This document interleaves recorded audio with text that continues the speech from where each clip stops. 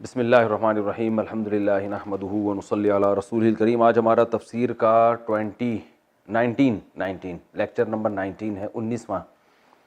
سورہ فلق سورہ ناس پر کافی تفسیر چل رہی ہے اور آج بھی اسی پر ہوگی۔ آج اس کو میں انشاءاللہ کمپلیٹ کروں گا۔ یہ تھوڑی لمبی ہو گئی ہے تفسیر، وجہ اس کی یہ ہے کہ یہ صورتیں بہت زیادہ پڑھی جاتی ہیں، بہت زیادہ سنی جاتی ہیں، تو اس لیے میں چاہ رہا تھا ان کو میں ڈیٹیل سے بیان کروں۔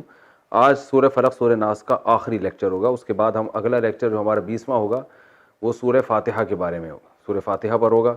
اس کے بعد پھر ہم والضحیٰ واللیل اذا سجا سے آخر کی صورتیں پڑھیں گے۔ اس کے بعد پھر 30واں پارہ، پھر ہم انشاءاللہ باقی قرآن۔ تو لیکن آپ لوگ کم از کم 30واں پارہ تو مکمل پڑھیں، باقی قرآن جس نے پڑھنا ہے پڑھ لے، نہیں پڑھنا ان کی مرضی ہے، لیکن 30ویں پارے کو میں کہوں گا کہ آپ لوگ لازمی پڑھیں، کیونکہ وہ نمازوں میں پڑھا جاتا ہے، سنا جاتا ہے، اس میں آپ کو انشاءاللہ بہت فائدہ ہوگا۔ سورہ فلق سورہ ناس کی تفسیر کے ضمن میں کل میں نے جادو کی حقیقت بیان کی تھی، جادو کسے کہتے ہیں، اس کی اقسام کیا ہیں، بہت تفصیل سے۔ انشاءاللہ اب جادو کے بارے میں اللہ نے چاہا تو آپ پریشان نہیں ہوں گے، اور کوئی جادو کے نام پہ آپ پر جادو کرنے کی کوشش نہیں کرے گا انشاءاللہ۔ آج جو ہے نا سورہ فلق سورہ ناس کی تفسیر میں کہ کن کن چیزوں سے پناہ مانگی گئی ہے، کیوں مانگی گئی ہے، اس پر بات کروں گا۔ قل اعوذ برب الفلق، صبح کے رب کے ذریعے میں پناہ مانگتا ہوں، من شر ما خلق، جو چیزیں بھی اللہ نے پیدا کی ان تمام چیزوں کے شر سے۔ یہ تو ایک تمہید کے طور پر ہے، اور پھر جو خاص چیزیں ان کو الگ سے بیان کیا گیا۔ من شر ما خلق ومن شر غاسق اذا وقب، تاریک رات کے شر سے جب وہ پھیل جائے۔ تو اس سے ہمیں یہ پتہ چلتا ہے کہ تاریک رات بھی ایک شر کی چیز ہے، اس لیے اللہ نے رات سونے کے لیے بنائی ہے۔ راتوں کو گھر سے باہر نکلنا، راتوں میں کام کرنا، راتوں میں جو ہے وہ ایسی خطرناک جگہوں پہ جانا، یہ پسندیدہ کام نہیں ہے۔ تو اللہ نے دن بنایا ہے کاموں کے لیے، رات گھر میں سونے کے لیے، آرام کرنے کے لیے۔ تو رات کو انسان کو سونے سے پہلے بھی بہت ساری چیزوں کا اہتمام کرنا چاہیے، کیونکہ رات میں شر کا امکان زیادہ ہوتا ہے۔ جیسے نبی صلی اللہ علیہ وسلم نے فرمایا نا کہ رات کو چراغ گل کر کے سو، آگ لگنے کا خطرہ ہوتا ہے۔ تو ہم نے کئی ایسے حادثات دیکھے ہیں، رات کے وقت خاتون جو ہے نا وہ چولہا جلا رہ گیا، ان سے گیس لیک ہو رہی ہے، صبح آ کے جب کچن میں ماچس جلائے تو آگ لگ گئی۔ ایسے کئی واقعات میرے سامنے آ چکے ہیں۔ کچھ دن پہلے ایک صاحب آئے، پریشان تھے، کچھ دن تو نہیں کہوں گا، کچھ سالوں پہلے۔ ان کی وائف تھی، میاں بھی بڑی محبت تھی، وائف بیچاری اسی طرح جل گئی۔ رات کو کچن میں کہیں گیس لیک ہو رہی تھی، پتہ نہیں چلا، صبح کو انہوں نے جب ماچس جلائی ہے تو آگ لگی، وہ جل گئی اس میں۔ ہاسپٹل میں 3-4 دن ایڈمٹ رہی اور انتقال ہو گیا۔ تو رات کو نا ایسے غافل ہو کے سونا کہ پڑے ہوئے ہیں، کچھ ہوش ہی نہیں ہے، ہو کیا رہا ہے، یہ غلط ہے۔ اس لیے اللہ نے حکم دیا کہ اللہ سے بھی پناہ مانگو اور اسباب بھی اختیار کرو۔ رات میں بچے بعض دفعہ ڈر جاتے ہیں، خوف زدہ ہو جاتے ہیں، اور لوگ سیکیورٹی کا پورا انتظام نہیں کرتے رات میں۔ تو ومن شر غاسق اذا وقب ومن شر النفاثات فی العقد، پھونکنے والیوں کے شر سے جو گرہوں میں پھونک لگاتی ہیں۔ تو جادو میں نے بتایا تھا کہ یہاں عورتیں اس لیے ہیں کہ یہ کام خواتین زیادہ کرتی ہیں، اور یا اس سے مراد پوری ایک جماعت ہو سکتی ہے کہ جادوگروں کی ایک جماعت ہوتی ہے جو یہ کام کرتے ہیں۔ تو جماعت کے لیے مؤنث کا صیغہ استعمال کیا گیا ہے۔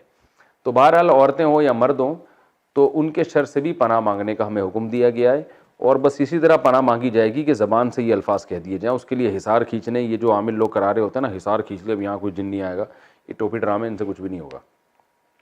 تو بس اتنا کافی ہے، یہ دعا پڑھ لیں، انشاءاللہ آپ کی حفاظت ہو جائے گی، اور ڈرنا چھوڑ دیں ان لوگوں سے۔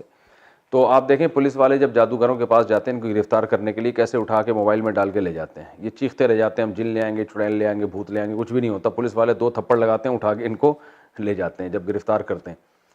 تو ومن شر النفاثات فی العقد ومن شر حاسد اذا حسد، اور حسد کرنے والے کے شر سے جب وہ حسد کرنے لگے۔ یہ بہت اہم ہے۔ حسد کہتے ہیں کیونکہ اللہ تعالیٰ نے کو پتہ ہے کہ یہ چیزیں آپ کو نقصان پہنچائیں گی۔ حسد کہتے ہیں کسی کے پاس کوئی نعمت دیکھ کر یہ خیال ہونا کہ کاش اس کے پاس سے یہ نعمت ختم ہو جائے، میرے پاس آئے نہ آئے اس سے غرض نہیں ہوتی حاسد کو۔ رشک کہتے ہیں، رشک کہ آپ کے پاس کوئی نعمت ہے، دوسرے کو تمنا ہوئی کہ کاش میرے پاس بھی ہو، اس کو کہتے ہیں رشک۔ یعنی کہتے ہیں نا مجھے تو آپ پہ رشک آ رہا ہے بھائی کہ اللہ نے آپ کو نوازا ہے، تو وہ کہ جیلیسی نہیں ہو رہی، دل جل نہیں رہا ہے، بلکہ خوشی ہو رہی ہے، تمنا یہ کہ کاش میرے پاس بھی ہوتی، تو یہ جائز ہے۔ لیکن اگر آپ کو حسد ہو رہا ہے کہ یار یہ کیا ہے، تو یہ خطرناک چیز ہے، اس لیے کہ جو حسد کرنے والا ہے وہ لاشعوری طور پر یا شعوری طور پر اپنے محسود کو، محسود جس پہ حسد کیا جائے، محسود کو نقصان پہنچاتا ہے۔ تو اللہ نے پناہ مانگنے کا حکم دیا، اس سے صاف پتہ چلتا ہے کہ یہ معمولی چیز نہیں ہے، یہ بہت ڈینجر ہے۔ حاسد کے شر سے پناہ مانگنے کا حکم دیا جب وہ حسد کرنے لگے، کیونکہ حاسد جب حسد کرتا ہے، کیا مطلب جب حسد کے اثرات ظاہر ہونا شروع ہو جائیں۔ بعض لوگ ایسے ہوتے ہیں ان کو حسد ہوتا ہے لیکن وہ کرتے نہیں ہیں حسد، یعنی طبی طور پر ان کو تکلیف تو ہوگی آپ سے لیکن وہ کچھ نہیں کرتے۔ لیکن میجورٹی کیا ہے کہ جب ان کو حسد ہوگا تو کچھ نہ کچھ تو آپ کے خلاف کریں گے، سب سے پہلا کام آپ کی غیبت لازمی کریں گے۔ وہ مثال کے طور پر آپ کے پاس ایک دم بہت پیسہ آ گیا، آپ نے بتایا بھائی میرے پاس بہت پیسہ آ گیا ہے، تو جس کو جیلسی ہوگا نا وہ کیا کرے گا، وہ ایک دم جلنا شروع ہو جائے گا، پھر لوگوں کے سامنے آپ کی غیبت کرے گا، پتہ نہیں کہاں سے پیسہ آ گیا ان کے پاس ہیں، اور جو ہے نا کوئی پتہ نہیں ہے حرام ہے حلال ہے، کام کرتے نہیں ہیں، تو وہ حالانکہ اس کی کوئی تحقیق نہیں ہوگی، اور بڑی بڑی گاڑیاں لے کے گھوم رہے ہیں، لینڈ کروزر میں گھوم رہے ہیں، گھڑیاں ایسی، غریبوں کا خیال، کچھ نہ کچھ الٹا سیدھا وہ پھینکے گا لازمی، جس کا نقصان کیا ہوگا، معاشرے میں آپ کی جو عزت تھی اس میں بہرحال کمی ہوگی۔ تو عزت اللہ کی بہت بڑی نعمت ہے، کیونکہ عزت جب ہوتی ہے تو لوگ آپ کی بات سنتے ہیں، آپ بہت کچھ کر سکتے ہیں، جب عزت ہی چلی گئی تو سب کچھ ختم۔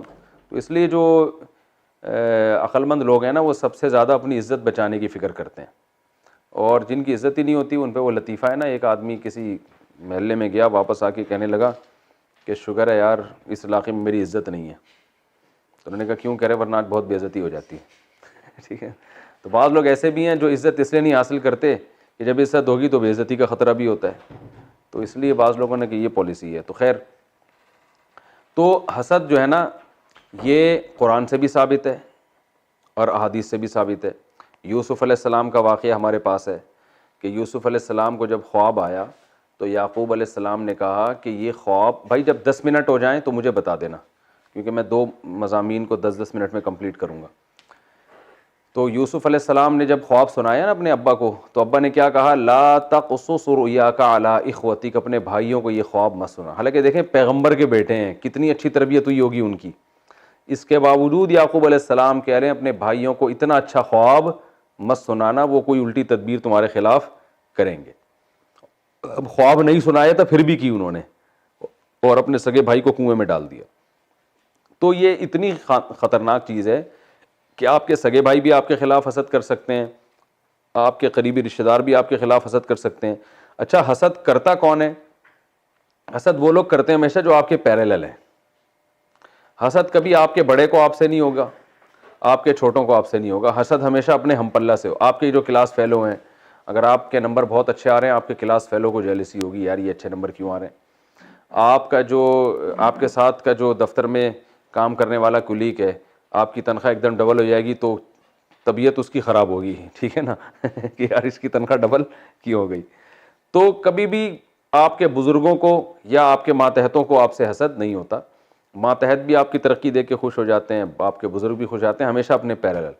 تو جہاں شر ہے انہی لوگوں سے بچنا چاہیے نا، تو حسد جن لوگوں میں ہوتا ہے ان لوگوں سے بچنا چاہیے۔ تو ہوتا کن لوگوں میں یہ میں نے بتا دیا، بھائیوں میں ہوتا ہے آپس میں، اور آپ کے دوستوں میں ہو جاتا ہے، علماء میں بھی بعض دفعہ حسد ہوتا ہے کہ وہ ایک عالم کی تقریر اچھی ہو رہی ہے دوسرے کی نہیں ہو رہی، اس کی کوئی لوگ سن نہیں رہے، تو بعض دفعہ، ہمیشہ نہیں ہوتا، تو وہ پھر ایک مولانا صاحب دوسرے مولانا کی ٹانگیں کھینچنا شروع کر دیتے ہیں، ٹھیک ہے، بلا وجہ چھوٹی چھوٹی باتوں کو اچھالیں گے، تو ذرا سی باتوں کو نا ایشو بنا لیتے ہیں، ان سے یہ غلطی ہوئی، اور انسان ہے، غلطی تو ہوتی ہے ہر انسان سے، تو بھائی آپ غلطیوں کو نظر انداز کرو۔ تو اس سے پتہ چلتا ہے حسد بری چیز ہے۔ حسد سے بچنے کا طریقہ کیا ہے؟ ایک تو ہے کہ لوگ آپ سے حسد نہ کریں، اس سے بچنے کا طریقہ۔ ایک ہے کہ آپ کو جب کسی سے حسد ہو جائے تو آپ نے اپنا علاج کیسے کرنا ہے۔ دیکھیں حسد اتنی بری چیز ہے، نبی صلی اللہ علیہ وسلم کو جو اتنی قربانیاں دینی پڑی ہیں نا، وہ اس لیے کہ یہودی آپ سے حسد کرتے تھے۔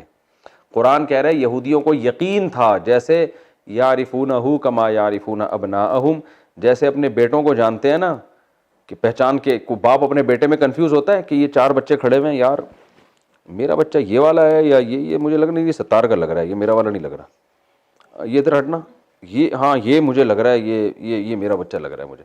تو ایسا کبھی ہوتا ہے؟ اپنا بچہ کہیں بھی ہو انسان فوراً پہچانتا ہے یہ میرا بیٹا ہے. تو اللہ فرماتے ہیں یہ محمد صلی اللہ علیہ وسلم کو ایسے پہچانتے ہیں جیسے اپنے بیٹوں کو پہچانتے ہیں.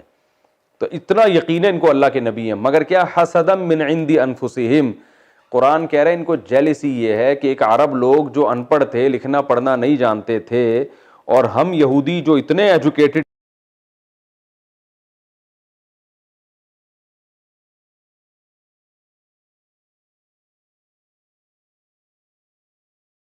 یہ فرمایا کہ اللہ کا فضل ہے، جس کو چاہتا ہے اللہ عطا کرتا ہے. شیطان کیوں تباہ ہوا؟ حسد میں. آدم علیہ السلام کو جب اس نے دیکھا کہ بھئی مجھے حکم دیا رہا ہے اس کو سجدہ کرو، تو طبیعت خراب ہونا شروع ہو گئی اس کی. ٹھیک ہے نا؟ اس سے پہلے اللہ کی عبادت کرتا تھا اور اللہ کے سامنے سجدہ بھی کرتا تھا، ہر بات مانتا تھا. اللہ نے کہا کہ ٹھیک ہے آدم کو سجدہ کرو، تو کہنے لگا یہ تو نہیں ہو سکتا، حالانکہ حکم اللہ کا ہے، مگر سجدہ چونکہ آدم کو ہے، بھئی یہ تو نہیں ہو سکتا، یہ چھوٹا میں بڑا، میں کیوں سجدہ کروں. تو اللہ نے دربار سے نکال دیا اس کمبخت کو، پھر بھی نہیں باز آیا. پھر حسد کی آگ میں جب انسان جلتا ہے نا تو وہ غلطی کو ضرب دیتا چلا جاتا ہے، یعنی ظلم در ظلم کرتا ہے. اب اللہ نے آدم کی وجہ سے شیطان کو نکالا، تو شیطان کو افسوس ہونا چاہیے تھا، یار یہ تو اللہ کی نظر میں آدم علیہ السلام کو بہت بڑا مقام ہے، مجھے سوری کرنا چاہیے. شیطان نے کہا نہیں، اس آدم کی وجہ سے تو نے نکالا ہے نا، اب تو میں بدماشی پہ پورا اتروں گا، اب تو میں اس خود بھی جہنم میں جاؤں گا، اس کو بھی لے کے جاؤں گا. تو یہ ہے. مجھے یاد ہے کہ ایک دفعہ واقعہ ہوا تھا، کسی دوست نے بتایا، میں نے خود نہیں دیکھا. پیٹرول پمپ پہ ایک صاحب جو ہیں، ایک آدمی گاؤں دیہات کا تھا، وہ ذرا سخت مزاج ہوتے ہیں گاؤں دیہات کے لوگ، وہ سی این جی بھروا رہے، تو دوسرا نے آ کے گاڑی لگا دی، پہلے میری گاڑی میں بھرو. اس نے کہا پہلے میری گاڑی ہے تو آپ کیوں آ رہے ہو؟ اس نے کہا بھائی جلدی ہے. اب دونوں میں پھڈا شروع. اس نے پتہ نہیں کیا حادثہ کیا وہاں پہ، صرف اتنی سی بات نا کہ اس کی گاڑی میں پہلے کیوں ڈال رہے ہو. گولی لے کے فائر کیا، وہ سلنڈر پہ سلنڈر پھٹ گیا. اتنا بڑا حادثہ ہوا، دونوں مر گئے. تو پتہ نہیں سلنڈر پھٹا یا کیا ہوا تھا، بہرحال ابھی مجھے پورا، کیونکہ 10-15 سال پرانا واقعہ ہے، تو دونوں ہی مر گئے وہاں پہ. اب اس بیچارے کو کی غلطی تو صرف اتنی سی تھی نا کہ وہ بعد میں آیا تو آپ پہلے جو ہے نا گھس رہے ہیں، تو غلطی اس کی تھی، لیکن اتنی بڑی غلطی تو نہیں تھی کہ مار دیا جائے. تو ذرا سی بات پہ نا انسان انا کا مسئلہ بناتا ہے، قتل و غارت ہو جاتا ہے. تو غالباً گیس کا سلنڈر پھٹا تھا، کچھ ایسا ہوا تھا، حادثہ ہو گیا تھا. تو خیر، تو شیطان اڑ گیا اور آج تک اڑا ہوا ہے. تو آج دنیا میں ہمیں جتنے فسادات نظر آ رہے ہیں نا، جیلیسی کی وجہ سے. ایک مسلک دوسرے مسلک سے جلنا شروع ہو جاتا ہے، ایک فرقہ دوسرے فرقے سے جلتا ہے.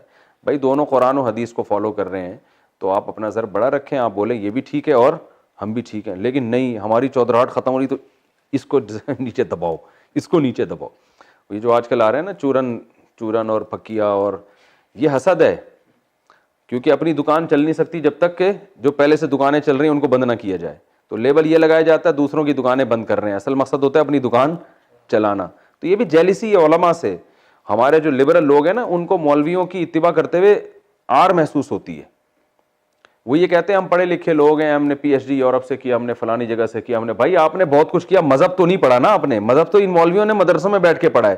تو بے شک یہ غریب ہیں، پھٹے پرانے کپڑے پہنتے ہیں اور ان کو انگلش نہیں آتی، ان بیچاروں کو مسکین ہیں، لیکن ان کو انہوں نے محنت کی ہے. 8-10 سال اپنے جوانی کا حصہ انہوں نے مدرسوں میں بیٹھ کے گزارا ہے. اب بجائے اس کے کہ آپ ان کے سامنے ہاتھ باندھ کے بیٹھ کے ان کی بات سنیں، بھائی مذہب کے بارے میں تو یہ جانتے ہیں، تو نتیجہ کیا نکلتا ہے؟ نہیں جی، وہی آر محسوس ہوتی ہے جیسے یہودیوں کو ہوتا تھا، عرب جو ان پڑھ ہیں ان سے کیوں ہم سیکھیں.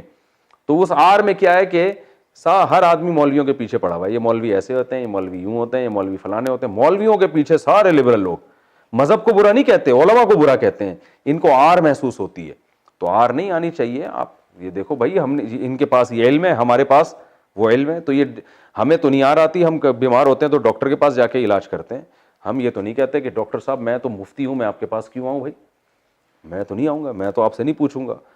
تو جیسے ہی مفتی صاحب کو ڈاکٹر کے پاس جاتے ہوئے حیا نہیں آتی اور ان کو آر محسوس نہیں ہوتی، کوئی حسد نہیں ہوتا، تو ڈاکٹر کو بھی چاہیے کہ وہ شرعی معاملات میں کس سے پوچھے. بھائی مفتی سے وہ کہہ رہے ہیں حرام ہے، ناجائز ہے، تو چھوڑ دو. بھائی یہ نہیں کرو کہ نہیں میں اس میں بھی آپ اپنے طبقے سے پوچھ رہے ہوتے ہیں. تو یہ بھی جیلسی ہے، حسد ہے. تو بہت خطرناک چیز ہے. اگر ہم یوں کہیں نا کہ اس وقت دنیا میں جتنے فسادات ہو رہے ہیں ان کے پیچھے حسد کا ہاتھ ہے، تو یہ غلط نہیں ہوگا. تو حسد اپنے اندر پیدا ہو. بھائی 10 منٹ ہو جائے تو بتا دینا. اپنے اندر حسد پیدا، 10 منٹ نہیں، سوری 20 منٹ 40 منٹ کا ہے نا, تو آدھا جب ہو جائے, آدھا مضمون ایک ہے آدھا مضمون دوسرا ہے. ہاں بس ٹھیک ہے.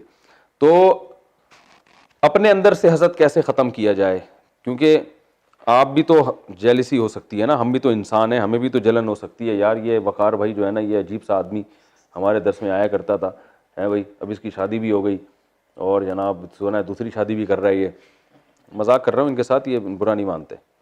تو یہ جناب ایسے لونڈا لپاڑا گھومتا تھا, اس کی تنخواہ اتنی اچھی ہو گئی یار, یہ تو اب ہمیں پوچھے گا ہی نہیں, اب تو خدمت ہی نہیں کرے گا. تو انسان کو نا, اس لیے انسان بعض دفعہ اپنے ماتحتوں کو بھی چاہتا ہے کہ دبے رہیں یہ ٹھیک ہے نا, یہ غلام بن کے رہیں گے تو خدمت کرتے رہیں گے, پیسے آ گئے تو کون پوچھے گا. اب ان کو اگر لینڈ کروزر مل جائے, یہ مفتی صاحب کریں گے. ان کو میں نے بائک خرید کے دی تھی, اس کے بعد سے یہ غائب ہے مارکیٹ سے, بائک لے کے غائب. میں نے تو دی تھی کہ چلو یار بیچارہ اتنی خدمت کر رہا ہے, تو اس کے بعد سے مارکیٹ سے شارٹ. تو خیر مذاق کر رہا ہوں یار, تنہائی میں جا کے غور کرنا مذاق تھا یا سنجیدگی تھی. خیر حسد میں جو ہے نا, تو اس کا علاج, سب سے پہلا علاج یہ ہے کہ دل میں یہ سوچو کہ جو قرآن میں اللہ نے کہا ہے کہ اللہ کا فضل ہے, جس کو چاہتا ہے عطا کرتا ہے. تو حسد کرنے والا اللہ سے لڑ رہا ہے اصل میں. بھائی اللہ نے ایک کو خوبصورتی زیادہ دے دی, اللہ نے ایک کو پیسہ زیادہ دے دیا, تو اللہ نے دیا ہے نا. محنت پہ اگر یہ چیزیں ملتی تو مزدور کے پاس دنیا میں سب سے زیادہ پیسہ ہوتا ہے, کیونکہ محنت سب سے زیادہ کون کرتا ہے؟ مزدور. دماغ, ذہانت, یہ گاڈ گفٹڈ ہے نا. ہم اس مدرسے میں پڑھتے تھے اور اسکول میں بھی ہم نے پڑھا ہے, ایک طالب علم ذرا سی محنت نہیں کرتا, وہ اتنا پڑھ لیتا. اور کچھ ہمارے پاس ایسے طلبہ ہوتے تو صبح سے شام بیٹھ کے رٹے لگا رہے ہوتے تھے. ایک طالب علم کو تو میں نے خود نکالا, میں نے کہا بھائی تو پڑھنے کے علاوہ دنیا میں کوئی اور کام کر لے. اس کو ایک ایک بات 20 دفعہ سمجھاؤ, بیچارہ روتا تھا, شوق بہت تھا لیکن یاد ہی نہیں ہوتا تھا. میں نے اسے کہا آپ کو اللہ نے صلاحیت ہی نہیں دی ہے پڑھنے کی. وہ کہہ رہا ہے میں عالم بننا چاہتا ہوں. میں نے کہا جب اللہ نے صلاحیت نہیں دی تو بھائی کچھ اور کام کرو نا, کیونکہ ایسے غبی ذہن کے ہوتے ہیں, کن ذہن ہوتے ہیں, نہیں پڑھ پاتے. تو بعض ایسے ہوتے ہیں سارا دن ہم نے مدرسے میں دیکھا ہے باتیں کرتے رہتے ہیں, پڑھتے ہیں ہی نہیں. امتحان میں نمبر آپ ان کے دیکھو, ایک تھوڑا سا بس دہرایا اور امتحان پاس کر کے آ گئے. تو یہ خدا کی طرف سے ہے.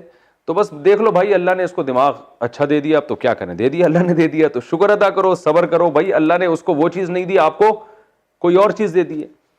آپ کو ہو سکتا ہے جو کسی کو دولت دی, صحت نہیں دی, غریب آدمی کو دولت نہیں دی, مگر مزدوروں کی جان دیکھو کتنی ہوتی ہے, ایسے پاورفل ہے چپیٹ لگا دیں کسی کے, بندہ مر جائے اسی وقت.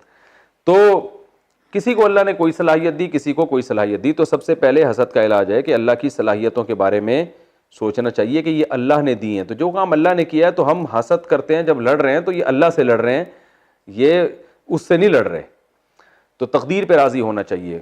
اور دوسری چیز سوچنی چاہیے, دنیا مسافر خانہ ہے, کسی کے پاس کتنی بھی بڑی نعمت ہے وقتی طور پر ہے, تھوڑے دنوں میں ختم ہو جائے گی. جیسے ماں نے ایک بچے کو کھلونا دیا, دوسرے کو نہیں دیا, اب یہ والا بچہ رو رہا ہے تو ماں کہتی ہے تھوڑی دیر میں اس سے واپس لے لوں گی, چپ کرانے کے لیے دیا ہے ٹھیک ہے نا, واپس لے لوں گی میں. تو اللہ نے بھی کسی کو حکومت دے دی, کسی کو صحت دے دی, کسی کو عزت دے دی, کسی کو شہرت دے دی, کسی کو دولت دے دی, تو بہت کچھ ہے. تو جس کو یہ چیزیں نہیں ملی وہ کہے بھائی اس کو کون سا ہمیشہ کے لیے دی ہے, یہ بھی مر جائے گا اور ہم بھی مر جائیں گے, مرنے کے بعد صاحب ختم. تو پھر جو عمل ہے وہ آخر جائے گا. اور تیسری چیز کیا ہے کہ جس سے حسد ہو رہا ہے نا اس کے لیے دعا کرے انسان تنہائی میں, اے اللہ تو نے اس کو یہ نعمت دی, میری تجھ سے دعا ہے کہ تو اس کو اور زیادہ نعمت دے. دل میں خیال تو آئے گا اللہ تو اس کو تباہ کر دے کسی طریقے سے اس کمبخت کو, لیکن جب یہ دعا مانگے گا نا تو دل جلے گا, دعا کے الفاظ زبان سے نکلیں گے نہیں. اے اللہ اور نعمت دے, اللہ اور دے دے, اللہ اس کو اور ترقی, آتا واتا کچھ بھی نہیں ہے پھر بھی تو نے اس کو اتنی بڑی ترقی دے دی, اے اللہ میں چاہ رہا ہوں اور زیادہ دے دے. تو اس سے کیا ہوگا کہ یہ حسد کے جراثیم آہستہ آہستہ, یہ اینٹی بائیوٹک کا کام کرے گی, یہ جراثیم آہستہ آہستہ کیا ہوں گے, ختم ہوں گے. انسان جو بولتا ہے نا اس کے اپنے دل پہ اثر ہوتا ہے, تو وہ نفرت محبت میں تبدیل ہونا شروع ہو جائے گی. اور چوتھا کام یہ کرے کہ اس کی لوگوں کے سامنے تعریف کرے.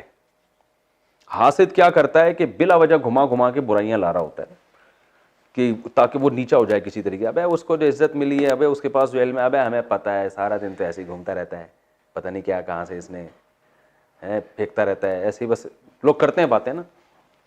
میں تو کمنٹس پڑھ رہا ہوتا ہوں نا اپنے بارے میں بھی پڑھتا ہوں, دوسرے علماء کے بارے میں بھی پڑھتا ہوں, تو ایسے کرتے رہتے ہیں لوگ. تو بھائی تعریف کرنی چاہیے, جس کو حسد ہو رہا ہے بولے بھائی یہ ماشاءاللہ اللہ نے بڑی صلاحیت دی ہے. تو اس تعریف کا کیا ہوگا کہ دل تو جلے گا، یار میں پہلے ہی اس کی عزت سے پریشان ہوں اور میری تعریف سے کم بخت کی اور عزت ہو رہی ہے. تو نتیجہ یہ نکلے گا کہ اس کی عزت بڑھے نہ بڑھے، آپ کے اندر سے حسد کے جراثیم ختم ہو جائیں گے. اور یہ بات یاد رکھیں کہ جب آپ کے دل کو اللہ ایسا پاک بنا دے نا کہ آپ میں حسد ختم ہو جائے، تو یہ خود بخود لوگوں کے دل میں آپ کی عزت بڑھنا شروع ہو جاتی ہے. یہ اللہ کا عجیب قانون ہے کہ جو سب کے لیے اچھا سوچتا ہے نا، تو اس کے لیے خود بخود لوگ اچھا سوچنا شروع کر دیتے ہیں. یہ اللہ کا ایک نظام ہے کہ خود بخود جو ہے نا حالات اس کے حق میں سازگار ہونا شروع ہو جاتے ہیں. جو امارت نہیں چاہتا، لوگ چاہتے ہیں اس کو امیر بنائیں. مدرسوں میں ہم دیکھتے ہیں کہ جو استاذ جو ہے نا چاہتا ہے کہ مجھے بڑی کتابیں نہ ملیں، اس میں تواضع ہو، تو محتمم کی خواہش ہوتی ہے اس کو بڑی کتاب ملے، طلبہ کی خواہش ہوتی ہے اس کو بڑی کتاب ملے. یہ یعنی اللہ تعالیٰ اس کی محبت لوگوں کے دلوں میں خود بخود پیدا کر دیتے ہیں. یہ اللہ کا نظام ہے. اور جو بڑے بڑے کمالات ہو لیکن وہ چاہتا ہے کہ میں آگے نکلوں، تو اللہ لوگوں کے دل میں ڈال دیتے ہیں کہ ان کے دل میں اس کے کمالات کے ہونے کے باوجود ان کی لوگوں کی چاہت ہوتی ہے آگے نہ بجائے. تو آپ دیکھ رہے ہیں جو یوٹیوب پہ اور جو ایک دوسرے کے خلاف فتوے پھوڑتے رہتے ہیں نا، وہ ایسا ہے، وہ یوں ہے، وقتی طور پر ان کی عزت بہت ہوتی ہے، مگر خود ان کے جو فالوورز ہیں تھوڑے دنوں کے بعد ان کی عزت کرنا چھوڑ دیتے ہیں. عزت ہمیشہ اسی کی ہوتی ہے جو لوگوں کی خیر خواہی چاہتا ہے. تو یہ حسد کا علاج ہے. اور لوگوں کی حسد سے کیسے بچا جائے؟ اس کا طریقہ یہ ہے کہ اپنی نعمتیں کبھی لوگوں کے سامنے کھل کے بیان نہیں کریں، اپنی طرف نعمتوں کی نسبت نہ کریں. میرا یہ کمال میں نے دیکھا، او بھائی کیا ہے، بس ٹھیک ہے کیا ہے، ساری دنیا کو پتہ ہے، میں یوں. یوسف علیہ السلام نے کہا تھا نا، خواب دکھایا تو یعقوب علیہ السلام نے کہا بھائیوں کو مت بتاؤ، بس ٹھیک ہے میں ابا ہوں، مجھے بتا دیا، بہت اچھی بات ہے، ٹھیک ہے نا، اللہ اس کو پورا کر لے گا. خام خواہ میں کیوں بھائیوں کو بتا رہے ہو؟ آج ہر چیز ہر ایک کو بتا دی جاتی ہے، تو ہر چیز ہر ایک کو نہ بتائیں، صرف اپنے خیر خواہ لوگوں کو بتائیں، جو آپ کے خاص چاہنے والے ہیں، جو دل سے چاہتے ہیں ان کو بتا دیں، ہر ایک کو نہ بتائیں. اس میں کیا ہوگا؟ وہ جیلسی. تو ہمارے استاد اساتذہ تو اس کا بڑا خیال کرتے ہیں کہ اپنی چیزیں لوگوں کے سامنے، اپنی جو نعمتیں اللہ نے دی ہیں نہ شیئر کی جائیں زیادہ، تو اس کا بڑا نقصان ہوتا ہے. تو نظر لگتی ہے نا اس سے، لوگ جو نظر تو عام طور پر انہی کی لگتی ہے جو حسد کی نگاہوں سے دیکھتے ہیں. تو بلا وجہ سب کے سامنے اپنی گاڑی لانا، اور یہ میں نے گاڑی خریدی ہے، میں نے یہ خریدا ہے، میں نے یوں خریدا ہے. اور حسد اس طور پہ زیادہ ایک دم سے کوئی نعمت آ جائے تو میں لوگوں سے کہتا ہوں اگر آپ کے پاس ایک دم سے پیسے آ گئے تو ایک دم گاڑی نہیں خریدو، آپ رکشے سے آپ پہلے آؤ، جو ہے نا تھوڑی سی اچھی بائک خرید لو. جب لوگ اس سے تھوڑے مانوس ہو جائیں تو پھر تھوڑے سی ایک ایف ایکس خرید لو آپ، پھر تھوڑے اس سے مانوس ہو جائیں تو ترقی کرتے کرتے پھر آخر میں لینڈ کروزر لے کر آؤ. کیونکہ اگر اللہ نے آپ کو پیسہ دے دیا اور اچانک لینڈ کروزر، تو یہ حسد کرنے والے نا اس کو لینڈ کروزر پہ نظر لگا کے اس کو رکشہ بنا دیں گے. حقیقت ہے یہ. تو نبی صلی اللہ علیہ وسلم نے فرمایا کہ نظر جو ہے نا ایسے لگتی ہے کہ اونٹ کو ہانڈی میں پہنچا دیتی ہے. اتنا بڑا تگڑا اونٹ ہوتا ہے، نظر لگانے والے کیا کرتے ہیں، وہ بیچارہ مر جاتا ہے اور ہانڈی میں پکڑا ہوتا ہے وہ. تو یہ حاسدی، اب وہمی نہ بنے کہ ہر ایک کو اسی نظر سے دیکھ رہے ہیں. اس دن میری گھڑی دیکھ کر گیا تھا، اس نے نظر لگوائی ہے. ہمارے یہاں وہم بھی بہت زیادہ ہے، تو وہمی نہ بنے، لیکن یہ کہ احتیاط بہرحال ضروری ہے. کتنا ٹائم رہ گیا؟ اب سورہ ناس کو میں کمپلیٹ کر دوں تو قل اعوذ برب الناس ملک الناس الہ الناس. اب دیکھیں پچھلی سورت میں اللہ نے ایک قسم اٹھائی تھی، قل اعوذ برب الفلق، صرف ایک واسطہ دیا کہ جو صبح کا رب ہے اس کی قسم اٹھائی. اور پناہ کتنی چیزوں سے مانگی گئی ہے؟ 3 چیزوں سے. من شر ما خلق ومن شر غاسق اذا، من شر ما خلق تو ایک عام ہو گیا نا، من شر غاسق اذا وقب رات سے، ومن شر النفاثات فی العقد جادو سے، ومن شر حاسد اذا حسد سے. تو ایک واسطہ دیا گیا کہ اللہ تو رب الفلق ہے، تو صبح کا رب ہے، 3 چیزوں سے تو ہمیں بچا لے. سورہ ناس میں 3 واسطے دیے گئے ہیں. قل اعوذ برب الناس، اے اللہ میں پناہ مانگتا ہوں تیری، جو کہ لوگوں کا رب ہے، ملک الناس لوگوں کا بادشاہ بھی ہے، الہ الناس لوگوں کا معبود بھی ہے. تو 3 واسطے اللہ کو دیے جا رہے ہیں، لیکن پناہ صرف ایک چیز سے مانگی جا رہی ہے. تو اس سے پتا چلا یہ جو ایک چیز ہے یہ ان باقی تینوں پر بھاری ہے. آئی بات سمجھ میں؟ یعنی جو ایک چیز ہے نا، اللہ کی پناہ میں آنے کے لیے اللہ کو 3 واسطے دیے جا رہے ہیں، اور وہاں 3 چیزوں سے پناہ میں آنے کے لیے صرف ایک واسطہ دیا جا رہا ہے. اور وہ واسطہ بھی صرف صبح کا. تو صبح کا خالق ہے, رات کے شر کو ختم کر کے صبح لے آتا ہے, تو ان تینوں چیزوں کے شر کو بھی تو ختم کر دے. یہاں کیسے واسطہ دیا جا رہا ہے؟ اے اللہ تو رب الناس ہے, لوگوں کا پالنے والا ہے, اور ملک الناس, تو ہمارا بادشاہ بھی ہے اور ہمارا معبود بھی ہے, تو تیری ذمہ داری ہے گویا کہ تو ہمیں اس شر سے بچا. تین واسطے دے کر ایک چیز سے پناہ مانگی جا رہی ہے, وہ کیا ہے؟ من شر الوسواس, وسوسے ڈالنے والوں کے شر سے. یوسوس فی صدور الناس, جو لوگوں کے دلوں میں وسوسے ڈالتے ہیں, من الجنتی والناس, جنات میں سے بھی ہوتے ہیں اور انسانوں میں سے بھی.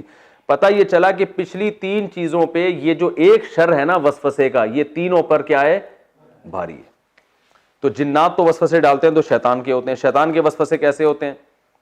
وہ آپ کو لمبی لمبی امیدیں دلائے گا, اور شیطان کے وسوسوں کو تو سب مانتے ہیں. شیطان یہ کرے گا, بھائی ابھی تو لمبی زندگی ہے, اور بہت بڑی زندگی ہے, ابھی صدقہ آخر میں کر لینا, خیرات آخر میں کر لینا, ابھی تو عیاشی کی عمر ہے, ابھی تو توبہ میں بہت ٹائم ہے, ابھی تو لائف کو انجوائے کرو. ایسی چیزیں چاہ کے نا توبہ کو ڈیلے کرتا رہتا ہے اور مروا دیتا ہے انسان کو, ٹھیک ہے نا. یہ تو شیطان کے وسوسے ہیں. لوگوں کے وسوسے بھی اللہ فرماتے ہیں بہت خطرناک ہیں. لوگوں کے وسوسے کیا ہیں؟ جو آج کل چل رہے ہیں یوٹیوب پہ, فیس بک پہ, کہ جو بالکل گراؤنڈ ریئلٹی ہوتی ہے نا, یعنی چڑھتے سورج کی طرح ایک چیز ہم دیکھ رہے ہیں, اس کو مشکوک بنا دیں گے پروپیگنڈا کر کے. یعنی ایک آدمی نے دیکھا سورج نکلا ہوا ہے, اس کو یقین ہو گیا سورج ہے, میں اپنی آنکھوں سے دیکھ کر آیا ہوں. یوٹیوب پہ ایک کلپ آ جائے گا, یہ جو سورج ہے نا, جو فلاں تاریخ کو جو کراچی میں طلوع ہوگا, یہ سورج نہیں ہے. ٹھیک ہے, یہ سورج نہیں ہے. پھر کیا ہے بھائی؟ یہ چاند ہے, اور یہ چاند ہے, اور یہ اس دفعہ چاند جو ہے نا مشرق سے نکلا ہے, یہ اصل میں دجال کا ہے. اتنا یعنی ایک یقینی چیز کو پروپیگنڈا کر کے یہ سازش ہے, یہ سورج نہیں ہے. وہ آدمی کو شک ہو جائے گا پتہ نہیں یہ سورج ہے یا نہیں. تو ان کے شر کی وجہ سے نا ہر یقینی چیز کیا بن جاتی ہے؟ مشکوک. لہذا انسان کوئی فیصلہ کر ہی نہیں پاتا کہ صحیح سمت ہے کیا اور غلط ہے کیا. یہ آج کل ہو رہا ہے. اللہ کا وجود, اس پر اللہ نے اتنے دلائل قائم کیے ہیں, اتنا بالکل چڑھتے سورج کی طرح اس کا یہ یقینی ہے. لیکن جو ایتھیسٹ لوگ ہیں انہوں نے کیسی بکواسات کر کے اللہ کے وجود کو مشکوک بنا دیا. ابھی کل ایک صاحب مجھ سے ملے, کل کی بات ہے, پرسوں کی بھی نہیں. گاڑی میں ہم بیٹھے ہوئے جا رہے ہیں, وہ ٹیچر ہیں کسی اسکول کے, کہنے لگے یونیورسٹی میں پڑھاتے ہیں, کہہ رہے ہیں یار یونیورسٹی میں ایتھیزم بہت پھیل رہا ہے, اور ہمارے ایک ٹیچر ہے وہ بھی ایتھیسٹ ہیں, انہوں نے عجیب دلیل دی, میں تو چکرا گیا. میں نے کہا کیا دلیل دی؟ کہہ رہے انہوں نے دلیل یہ دی کہ دیکھو گاڑی میں بیٹھے ہوئے ہم جا رہے تھے, ایکسیلیٹر پہ جب پاؤں رکھو تو گاڑی چلتی ہے, روکو تو گاڑی رک جاتی ہے. تو یہ خدا کیا ہوتا ہے؟ ہر چیز اسباب سے ہو رہی ہے. سمجھ رہے ہیں بات کو؟ یہ خدا کیا ہوتا ہے؟ ہر چیز کس سے ہو رہی ہے؟ اسباب سے. بھائی اللہ تھوڑی چلا رہا ہے گاڑی, ادھر پاؤں رکھوں گا تو چلے گی, بریک لگاؤں گا تو رکے گی. تو اللہ کہاں ہے؟ سب کچھ ایسا ہی ہو رہا ہے. میں نے کہا یہی اتنی بڑی دلیل ہے خدا کے وجود کی, یہ جو دلیل دینا ہے ایکسیلیٹر. میں نے کیسے پتا چلا؟ گاڑی کمبخت جب تک کوئی چلانے والا ہو چلتی نہیں ہے, روکنے والا ہو رکتی نہیں ہے. تو یہ گاڑی پیدا خود سے کیسے ہو سکتی ہے؟ اور اس کائنات میں ایک اتنی سی گاڑی خود سے نہ رک سکتی ہے نہ چل سکتی ہے. یہ پوری کائنات بغیر کسی پیدا کرنے والے کے کیسے پیدا ہو گئی اور کیسے چلنا شروع کر دیا؟ اور سورج چاند کے گرد اور چاند سورج کے گرد, یہ سارا سسٹم کیسے وجود میں آ گیا؟ اور بیج میں جناب زمین پہ ڈالو تو تناور درخت نکل آتا ہے. بیج میں سافٹ ویئر اتنے ٹیکنیکل قسم کے کیسے انسٹال ہو گئے بھائی خود بخود؟ اور پھر جناب وہ جب بیج نکلتا ہے اور درخت بنتا ہے, درخت میں سے ہر آم کے اندر وہی بیج دوبارہ ہوتا ہے, اور ہر بیج میں دوبارہ درخت پیدا کرنے کی صلاحیت. تو میں نے کہا ان کمبختوں کو خدا کی کوئی پھٹکار پڑی ہے ان کے اوپر, ٹھیک ہے نا, کوئی گناہ ان سے ہوا ہے کہ بدیہی چیزیں ان کے سامنے کیا ہو گئی ہیں. تو جو چیز خدا کے وجود کی دلیل ہے اسی کو, جیسے ایک آدمی کہہ رہا ہے سورج نکلا ہوا ہے, دلیل کیا ہے؟ آؤ میں لا کے تمہیں دکھاتا ہوں. اب لا کے دکھا دیا, کہہ رہا ہے یہ چاند ہے نا. تو جو مشاہدہ سورج کے وجود کی دلیل ہے اسی مشاہدے کو آپ الٹی دلیل کے طور پہ لے کے جا رہے ہو. تو میں نے کہا یہی تو دلیل ہے کہ بھائی یہاں تو گاڑی پاؤں ایکسیلیٹر دبائے بغیر گاڑی نہیں چلتی ہے, تو یہ کائنات خود سے کیسے چلنا شروع ہو گئی؟ خود سے کوئی ہے تو صحیح جو چلانے والا ہے اس کو, پہلی دفعہ تو کسی نے بنایا ہے اس کو. تو ہر چیز میں ان لوگوں نے کیا ڈال دیا؟ کمبختوں نے شک ڈال دیا, اللہ کے وجود میں شک ڈال دیا, اسلام کو مشکوک بنا دیا. اسلام کے مقابلے میں کسی مذہب کو آپ کمپیئر کریں تو کوئی اسلام کے مقابلے میں کوئی کھڑا ہونے کے لیے تیار ہی نہیں ہے, ایسا مذہب ہے. لیکن آپ دیکھو اسلام پہ اتنے اور بے فضول باتوں پہ وسوسے ڈالے ہوئے ہیں. امی عائشہ سے شادی کی 9 سال کی عمر میں، اتنی کم عمر لڑکی سے شادی کیوں کی؟ یہ تو ظلم ہے۔ بھائی جس پہ ظلم ہوا ہے وہ ماننے کے لیے تیار نہیں ہے، وہ ساری زندگی اس پہ فخر کرتی رہی ہے، ان کے لیے اس سے بہتر کوئی رشتہ تھا ہی نہیں۔ یہ مدعی سس گواہ چس والی بات ہو گئی نا۔ میں کہتا ہوں نا کہ عیسائی سے میری بات ہو رہی تھی، انہوں نے کہا یار اتنی سی بچی سے شادی ہوئی۔ میں نے کہا چلو اس وقت تو آپ کہہ سکتے ہیں کم عمر تھی، تو بعد میں ان کو اعتراض ہونا چاہیے تھا نا کہ میرے ابا نے میرے ساتھ معاذ اللہ نقل کفر زیادتی کی، تو بعد میں بھی خوش ہیں اور ساری زندگی اس پہ فخر کرتی رہی ہیں۔ تو جب وہ بھی خوش ہیں تو تمہیں کیوں تکلیف ہو رہی ہے بھائی؟ تو عجیب فضول قسم کی جو ہے نا وہ عیش و عشرت والے ہوتے ہیں، معاذ اللہ عیاشی آپ صلی اللہ علیہ وسلم کا مزاج ہوتا تو 40 دن گھر میں بھوکے رہتے۔ وہ جس حدیث میں یہ آتا ہے کہ آپ نے ایک کم عمر سے نکاح کیا، انہی حدیثوں میں یہ بھی ہے کہ 40 دن آپ کے گھر میں چولہا نہیں جلتا تھا۔ تو ہر چیز میں شک پیدا کر دیا، ہر چیز میں۔ پھر یہ جو ہمارے فرقہ پرست لوگ ہیں، انہوں نے ہر چیز میں شک پیدا کر دیا، وہ بھی غلط، وہ بھی غلط، وہ بھی غلط، وہ بھی جو ہے نا احادیث کے اپنی طرف سے توڑ موڑ کے پیش کرنا۔ ہر وہ چیز جس پہ مسلمان متفق چلے آ رہے تھے، ایک یقینی چیز تھی، اس میں کیا پیدا کر دیا؟ غامدی صاحب کو دیکھو نا، مسلمانوں کا متفقہ عقیدہ عیسیٰ علیہ السلام آسمانوں پہ زندہ ہیں، قرب قیامت میں آئیں گے، اس میں شک ڈال دیا۔ یہ توفع کو گھمایا پھرایا، توڑوڑا مڑوڑا ہے بھائی۔ اور انما حرم ربی الفواحش ما ظہر منها وما بطن والاسم والبغی، اسم کا ترجمہ کرنے حق تلفی، جو کہیں کسی ڈکشنری کی کتاب میں لکھا ہی نہیں ہے۔ اب اسم کا ترجمہ حق تلفی کہیں بنتا ہی نہیں ہے، لیکن ترجمہ مارکیٹ میں لانچ کر دیا۔ اب پبلک تھوڑی جا کے ہر چیز کی ڈکشنری اٹھا کے دیکھے گی، چکر میں ڈال دیا ٹھیک ہے نا۔ لوگ کہہ رہے ہیں کچھ تو ہے، یہ مولوی لوگ کچھ تو الٹی باتیں کرتے ہیں۔ جنت کے بارے میں محترم سے پوچھا گیا جنت کہاں ہے؟ کہا یہی دنیا ہی جنت ہے بس، اور یہی عورتیں حوریں ہیں۔ او بھائی وہ جو قرآن میں آتا ہے کہ ہم نے ان کو وہاں سے جنت ہی کی مٹی سے بنایا اور وہ خیموں میں ہمیں ان عورتوں کو، خوبصورت عورتوں کو بند کر دیا، وہ کیا ہے؟ اس کی بھی گھما کے تعویل کریں گے، وہ خیموں سے یہی خیمے ہیں، وہی جو بیان یوٹیوب پہ بیٹھے گا نا سارا دن، وہ کہے گا یار یہ کیا ہے، کیا صحیح کیا ہے، غلط کیا ہے؟ بھائی صحیح وہ ہے جو 1400 سال سے چلا آ رہا ہے، غلط وہ ہے جو یہ کمبخت جو ہے نا مختلف قسم کے لوگ فتنے پیدا کر رہے ہیں قرآن و سنت کو توڑ موڑ کے۔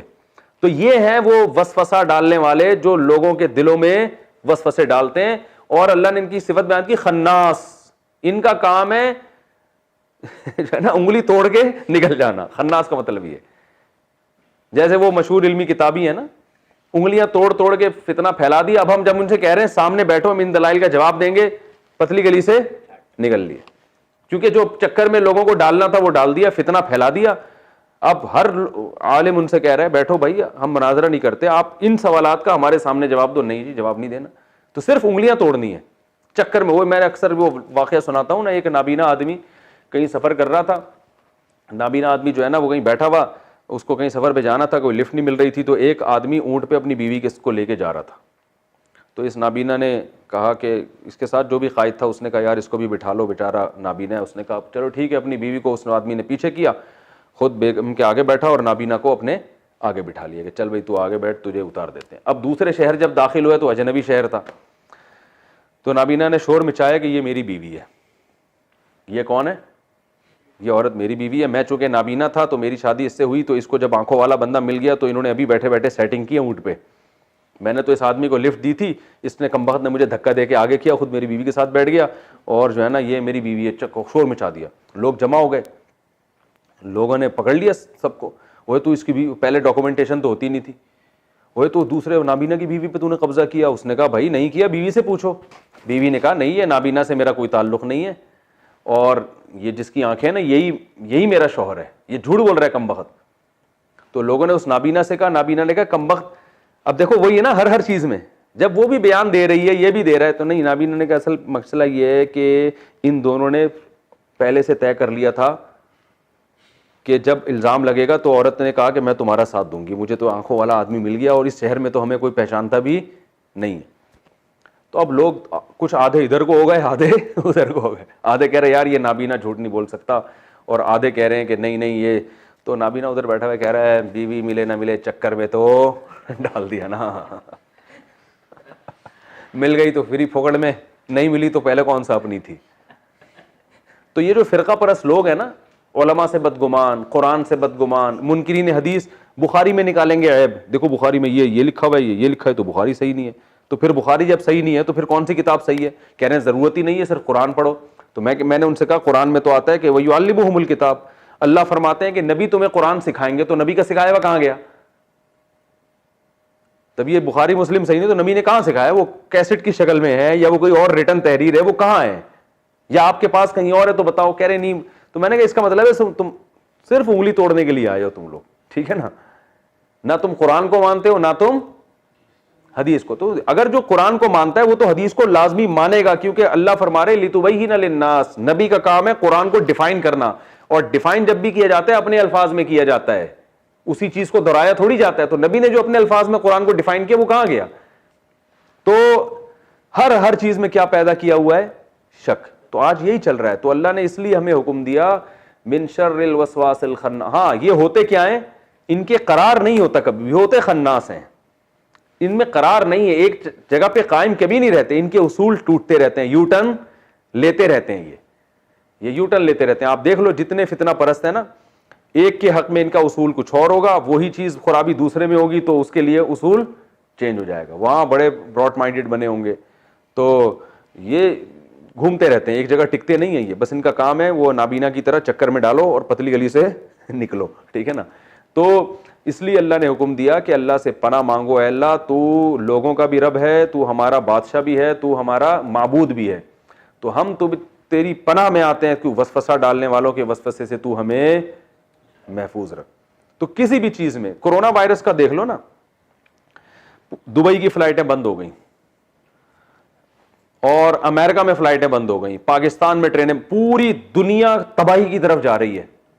لیکن یوٹیوب پہ فیس بک پہ وسوسے ایسے ڈال دیے کہ یہ سب ڈرامہ ہے. اب ہم کسی کو سمجھاتے ہیں احتیاط کرو. آج میری ملاقات ہوئی، میں نے کہا احتیاط، کہہ رہا ہے سب بکواس ہے. مجھ سے گلے مل رہے تھے اثر کے بعد، ہمارے میرے شاگرد ہیں ایسے گلے. میں نے کہا بھائی تھوڑا سماجی فاصلہ رکھو. کہہ رہے ہیں سب بکواس ہے، ایسے ہی لوگ الو بنا رہے. تو کیا ہے؟ اس کا قصور نہیں ہے. میڈیا پہ اتنا جو ہے نا، وہ کووڈ 19 میں 19 نمبر یہ کوڈ ہے فلانے کا، وہ یہودی کے پینٹ کے اندر بھی 19 لکھا ہوا ہے. وہ اسرائیل کا جو وزیر اعظم ہے اس کی ٹوپی کے اوپر 19 لکھا ہوا تھا، تو یہ وہ ان کا نشان ہے. یہ والا، یہ انگلیوں کے یہ نشان، پھر کوئی یوں والا نشان. ایک دن اس نے تقریر میں یوں کہا تھا یہ دجال کے 2 سینگ ہیں. تو یہ گھما پھرا کے، او بھائی ساری دنیا پاگل ہے یا تم پاگل ہو؟ دنیا اتنا ایک سازش کے پیچھے اربوں خربوں ڈالر کا نقصان کر دے گی. چائنا کی تجارت کا بیڑا غرق ہو گیا، حج عمرہ بند ہو گیا، تراویح نہیں ہو رہی حرم میں، ٹھیک ہے نا؟ ساری دنیا نے گول میز کانفرنس کی ہے کہ ہم انڈا موڑ کے چند لوگوں کو بیوقوف بنائیں گے یہاں بیٹھ کے. تو یہ ہے نا، حقائق کو مسخ کر دیتے ہیں. کھلی ہوئی چیز جو آنکھوں سے نظر آ رہی ہے نا، نہیں مانیں گے. تو میں تو لوگوں سے کہتا ہوں یار، جو کیا نام ہے اتنی یقینی چیز ہے اس پہ ہمارے پاکستانی اور انڈیا کے لوگ ماننے کے لیے تیار نہیں ہیں اور یہ کلپ بازیوں پہ جا رہے ہیں. ایک آدمی نے کہا آپ کے کوئی ریلیٹو کا کوئی انتقال ہوا؟ میں نے 5-6 لوگ بتا دیے جن کا انا للہ ہو چکا ہے کورونا سے. کہنا ہے اب ہے صحیح ہے، اب ہے صحیح ہے. میں نے کہا دعا کرو اللہ تمہارے باپ دادا کی حفاظت فرمائے. میں نے کہا اللہ نہ کرے کسی بوڑھے کو کچھ ہو گیا نا، مر گیا، اللہ نہ کرے. پھر تم جب لوگوں کو بتا رہے ہو گے نا میرے ابا کا اللہ نہ کرے کورونا میں انتقال ہو گیا، لوگ کہیں گے کچھ اور ہوا ہوگا. پھر آپ 100 دفعہ بولو بھائی کورونا ہی ہوا تھا، وہ بولیں گے نہیں کچھ اور ہوا. وہی ہوا نا، ایبٹ آباد میں ایک میجر تھے، ان کا کورونا سے انتقال ہوا. میجر کا تو ہوا، ایک اور بزرگ کا انتقال ہوا. فوراً ایک اگلے دن ویڈیو آ گئی کہ ان کو کورونا نہیں تھا، کورونا نہیں تھا، سب بکواس ہے. اور رپورٹیں، ان کے بچوں نے اپنے ابا کا ویڈیو بیان ڈال دیا انتقال سے 1 دن پہلے کا. وہ کہہ رہے ہیں بھائی مجھے کورونا ہے، آپ لوگ بھی احتیاط کریں. اگلے دن ان کا انتقال ہو گیا. تو وہ تو شکر ہے ان کی ویڈیو مل گئی، ورنہ وہ بھی تو ٹھیک ہے گڑبڑ بھی ہوتی ہیں. لیکن اتنے حقائق کو، ایک صاحب نے رپورٹ پیش کی چاند پہ انسان نے قدم رکھا ہی نہیں ہے، اخبار میں مضمون. میں نے کہا یہ ساری دنیا کو امریکہ نہیں بیوقوف بنا سکتا بھائی. چاند پہ جب قدم رکھا، جاپان کو بھی بیوقوف بنا دیا، فرانس کو بھی بنا دیا، جرمنی کو بھی بنا دیا، پاکستان کو بھی بنا دیا. ملکوں کے حکمرانوں کے پاس تو تحقیق کے وسائل بے انتہا ہوتے ہیں، سب کو بیوقوف بنا دیا. اور یہ اخبار میں مضمون لکھ رہا ہے کہ چاند پہ انسان نے قدم نہیں رکھا اور دلائل.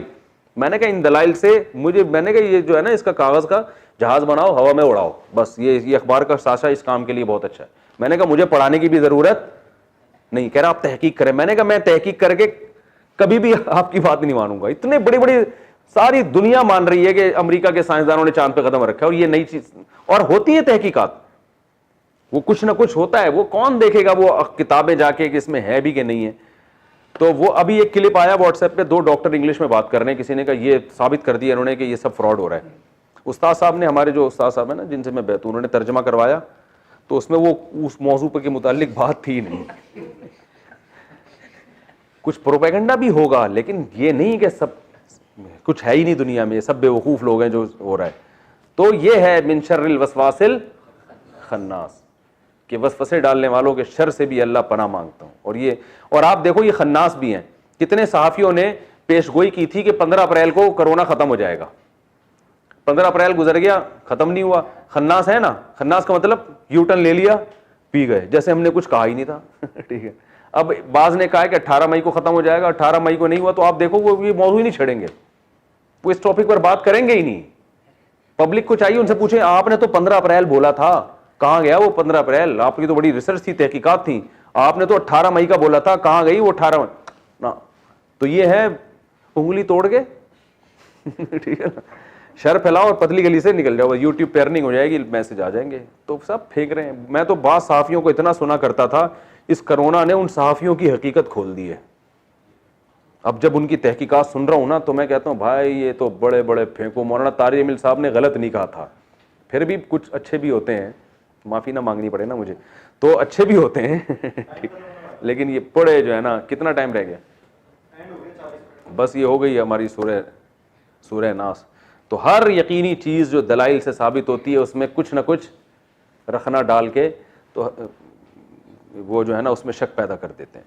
تو ساری امت فالو کرتی تھی چاروں مجتہدین کو, امت جمع ہو گئی تھی, ان میں شک ڈال دیا کہ یہ ان کی کوئی تحقیق نہیں ہے, قرآن و حدیث ہم جانتے ہیں, یہ نہیں جانتے.